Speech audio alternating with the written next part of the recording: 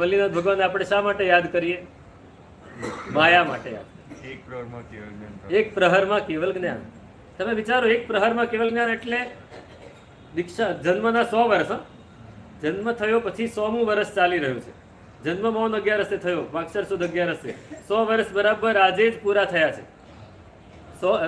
100 વર્ષ. એ 100 વર્ષમાં પોતાના સ્વભાવમાં કેટલા ઠર્યા હશે કે દીક્ષા લીધી અને કેવલ જ્ઞાન થયું.